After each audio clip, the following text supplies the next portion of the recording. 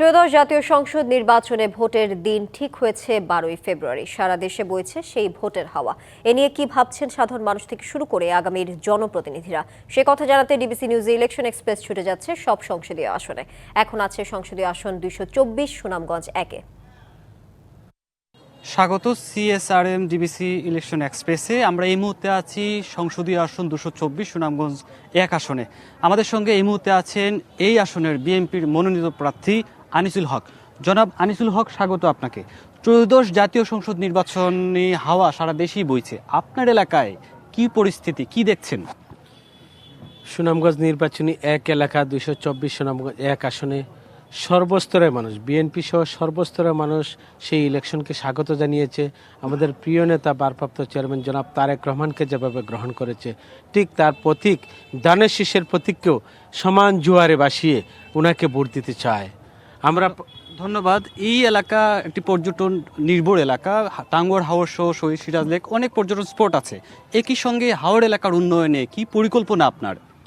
আমরা দীর্ঘদিন যাবৎ হাওর পাড়ের মানুষদেরকে নিয়ে আমরা কাজ করছি।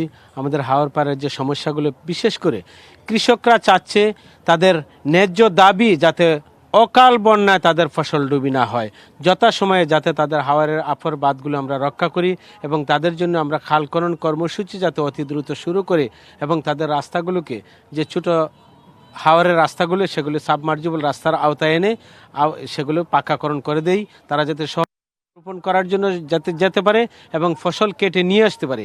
পাশাপাশি নতুন আবার তাদের দাবি এসেছে যেখানে হাওরের একদম প্রত্যন্ত অঞ্চলে তারা যাতে ধান কাটার পরে সেখানে শুকাতে পারে, সেই রকম একটা উঠান তৈরি করা যায় যেখানে সানরাইজ লাগে, সূর্যালোক পায়, সেভাবে তাদের প্রত্যাশা করছে।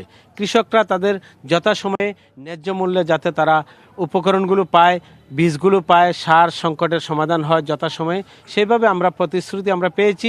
আমাদের বিএনপির চেয়ারম্যান জনাব তারেক রহমান ইতিপূর্বেই আমাদেরকে কথা দিয়েছেন আমাদের সংসদীয় এলাকা সহ সারা দেশের কৃষক সমাজকে এগিয়ে নেওয়ার জন্য তারা সর্বাগ্রে ভূমিকা রাখবেন, কৃষি ও কৃষকের সাথে কাজ করবেন। সুনামগঞ্জের মধ্যে সবচেয়ে বড় এই আসন, মানুষও অনেক, ভোটারও অনেক। দল আপনাকে মনোনয়ন দিয়েছে, মানুষ কি আপনাকে সেই রকম বেছে নিয়েছে, অথবা কি কি প্রত্যাশা আপনার? মানুষের কাছে যে প্রত্যাশা, এই এলাকা সুনামগঞ্জ 1 আসনে 2009 সাল থেকে 8 সাল থেকে সংকটময় সময় থেকেই নেতৃত্বের সংকট ছিল। আমাকে 2009 সালের 22শে জানুয়ারি এই অঞ্চলের জনগণ উপজেলা পরিষদ চেয়ারম্যান নির্বাচিত করেছিলেন। তখন থেকে তাদের স্বপ্ন বেড়ে গিয়েছে, তারা আরেক ধাপ উপরে নিতে চায়। সেই এক ধাপ উপরে হলো জাতীয় সংসদ নির্বাচন।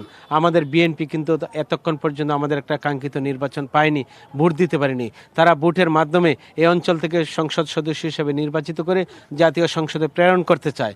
তারা চায় আমাদের এই এলাকার উন্নয়ন, শিক্ষা, স্বাস্থ্য, যোগাযোগ ব্যবস্থা সহ কৃষকদের স্বার্থে যে ভূমিকা রাখা দরকার সেগুলোকে এগিয়ে নিয়ে যাওয়া এবং নতুন করে আমাদের পর্যটন শিল্পকে এগিয়ে নিয়ে যাওয়া। ধন্যবাদ, আপনি সেটাই বলছিলেন। শেষ প্রশ্ন আপনার কাছে। বিএনপি এই আসনে দুজনকে মনোনয়ন দিয়েছেন। 20 তারিখে যদি আপনি যদি বাদ পড়েন, ধানের শীষের পক্ষে কি একাট্টা হয়ে কাজ করবেন? দেখুন, আপনি প্রশ্নটা জটিল করেছেন। আমি কেন বাদ পড়ব? আমি বিএনপির প্রার্থী হিসাবে আমরা এখানে এসেছি। আমাদের বড় দল হিসাবে আরেকজনকে বিকল্প প্রার্থী হিসাবে বেছে নিয়েছে, দল ইতিমধ্যে ঘোষণা দিয়েছে। আমি মনে করি আমাকেই দানের শীষের প্রতীক দেওয়া হবে এবং এই অঞ্চলের সকল শ্রেণী পেশার মানুষকে সাথে নিয়ে দানের শীষের পক্ষে কাজ করে আমরা বিজয় অর্জিত করে জাতীয় সংসদে আমাদের বিএনপির ভারপ্রাপ্ত চেয়ারম্যান জনাব তারেক রহমানের হাতকে শক্তিশালী করে সংখ্যাগরিষ্ঠ এমপি নিয়ে জাতীয় সরকার গঠন করবেন, সেটুকু আমরা বিশ্বাস করি। আপনারা ধানের শীষের পক্ষে একাট্টা হয়ে কাজ করবেন। ধন্যবাদ। পরবর্তী সংবাদ রাত 9টায় নতুন কোনো প্রার্থীকে নিয়ে যুক্ত হব। শেষ করছি। সিএসআরএম ডিবিসি ইলেকশন এক্সপ্রেস, নিশ্চয়ই আমাদের সঙ্গে থাকবেন।